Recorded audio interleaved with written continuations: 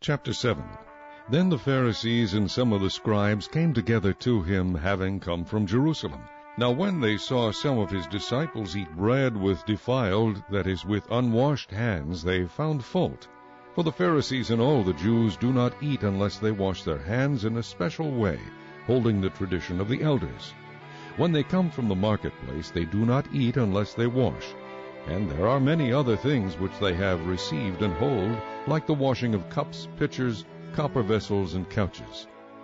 Then the Pharisees and scribes asked him, Why do your disciples not walk according to the tradition of the elders, but eat bread with unwashed hands? He answered and said to them, Well did Isaiah prophesy of you hypocrites, as it is written, This people honors me with their lips, but their heart is far from me. And in vain they worship me, teaching as doctrines the commandments of men. For laying aside the commandment of God, you hold the tradition of men, the washing of pitchers and cups, and many other such things you do. He said to them, All too well you reject the commandment of God, that you may keep your tradition. For Moses said, Honor your father and your mother, and he who curses father or mother, let him be put to death. But you say, If a man says to his father or mother, Whatever profit you might have received from me is korban, that is, a gift to God, then you no longer let him do anything for his father or his mother, making the word of God of no effect through your tradition which you have handed down, and many such things you do. When he had called all the multitude to himself, he said to them, Hear me, every one, and understand. There is nothing that enters a man from outside which can defile him, but the things which come out of him, those are the things that defile a man. If anyone has ears to hear, let him hear. When he had entered a house away from the crowd, his disciples asked him concerning the parable. So he said to them, Are you thus without understanding also?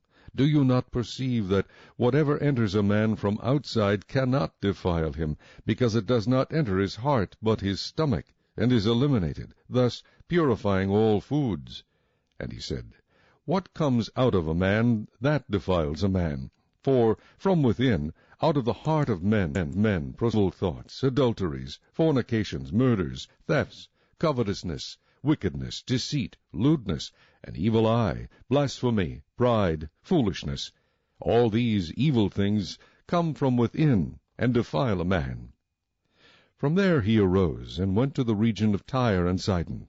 And he entered a house, and wanted no one to know it, but he could not be hidden. For a woman whose young daughter had an unclean spirit heard about him, and she came and fell at his feet. The woman was a Greek, a Syrophoenician by birth, and she kept asking him to cast the demon out of her daughter. But Jesus said to her, Let the children be filled first, for it is not good to take the children's bread and throw it to the little dogs.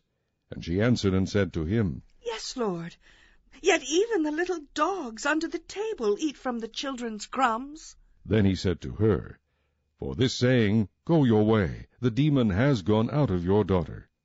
And when she had come to her house, she found the demon gone out, and her daughter lying on the bed. Again, departing from the region of Tyre and Sidon, he came through the midst of the region of Decapolis to the Sea of Galilee. Then they brought to him one who was deaf, and had an impediment in his speech, and they begged him to put his hand on him. And he took him aside from the multitude, and put his fingers in his ears, and he spat and touched his tongue. Then, looking up to heaven, he sighed, and said to him, Ephphatha, that is, be opened. Immediately his ears were opened, and the impediment of his tongue was loosed, and he spoke plainly. Then he commanded them that they should tell no one. But the more he commanded them, the more widely they proclaimed it.